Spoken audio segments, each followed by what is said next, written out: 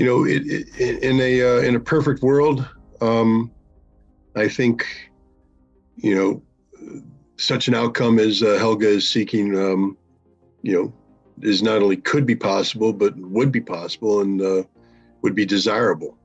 But we don't live in a perfect world, and I'm in a position where I've lost confidence in the West to behave as a responsible partner for peace.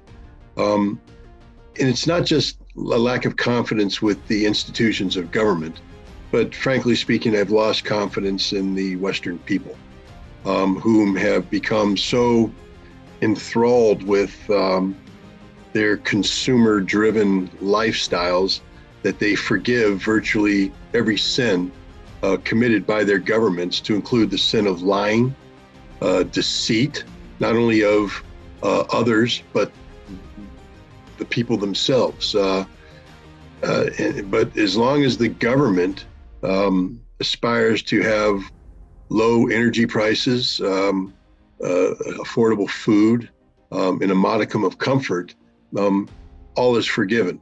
And we see that when it comes to the West's approach towards Russia, where every lie is accepted at face value.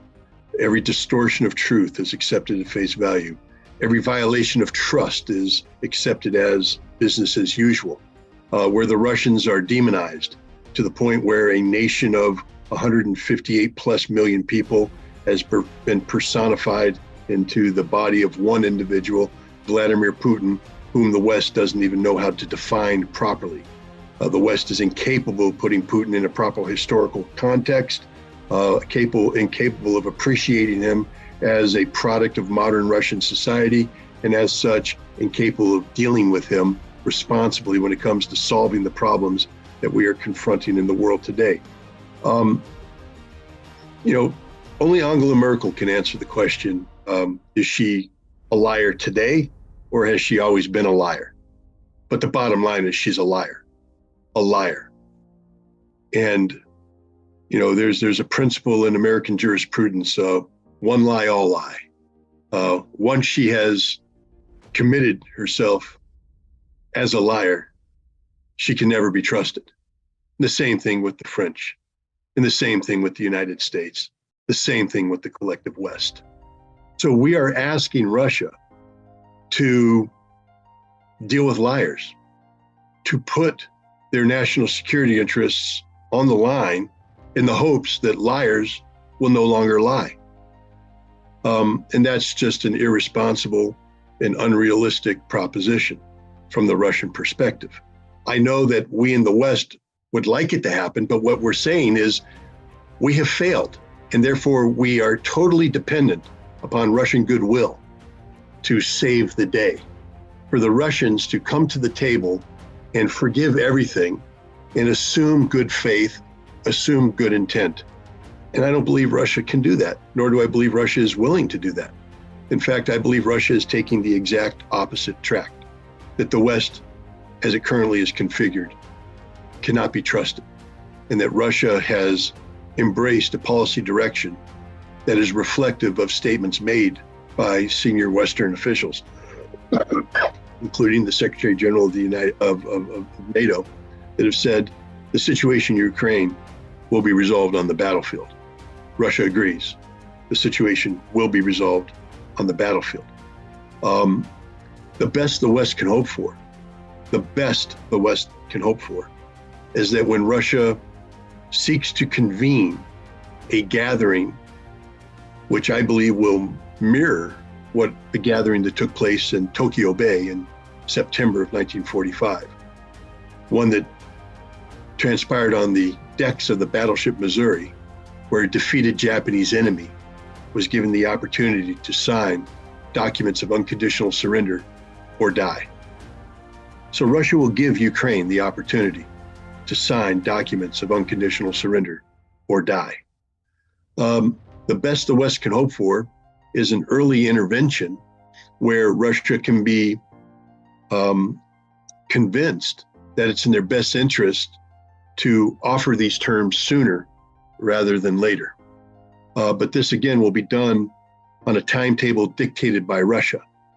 And what that point will be, the pause point where Russia is willing to stop the trajectory of military victory and instead provide the possibility of unconditional surrender. Only Russia can make that determination. The West no longer has a vote. The West no longer deserves a vote. The West no longer should have a vote. The West no longer counts. The only party that matters today when it comes to resolving the Ukrainian conflict is Russia. And so therefore, I think it's incumbent upon us to work with the Russians to send a signal to the Russians that we trust in their humanity. We trust in their maturity as a nation. We trust in the maturity of their leadership, that they will not overplay their hand, that they will do that which is necessary to secure peace and security on Russian terms. And let's remember that Russian terms are not terms that the West cannot live with. Russia has already defined its terms. In December 17th of 2021, they provided 2 draft treaties, one to NATO, one to the United States, which they laid out in great detail the conditions under which they would like to see Russia and the West define a new European security framework. One that did not require NATO to disband, one that did not require any surrender on the part of the West, one that simply required the West to respect Russia's legitimate national security interests in the same way that Russia would respect the West's legitimate national security interests.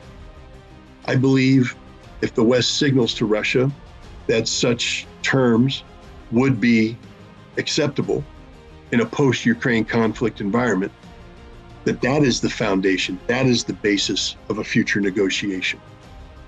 I'm not saying that the notion of the Vatican's intervention is flawed. It should be forgotten. I'm just saying that the timing is not right. Maybe the Vatican can be that theater of neutrality where a new European security framework can be hammered out between a victorious Russia and a defeated West.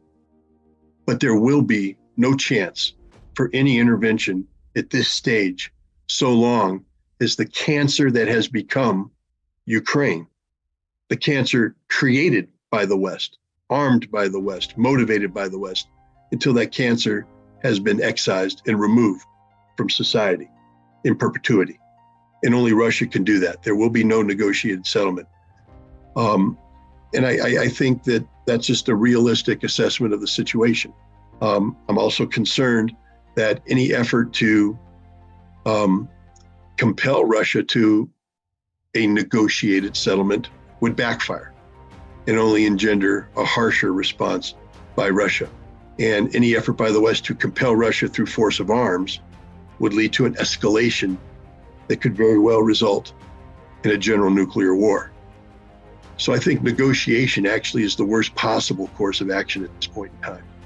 The best thing to hope for is to get the West to stop arming Ukraine, to get the West to walk away from any notion of the potential of Ukrainian victory, to get the West to accept the need and the necessity of mitigating the harm that has already been done to the Ukrainian people and the Ukrainian nation by yielding to the inevitability of a Russian victory and hoping that Russia will stop short of the total destruction of the Ukrainian state.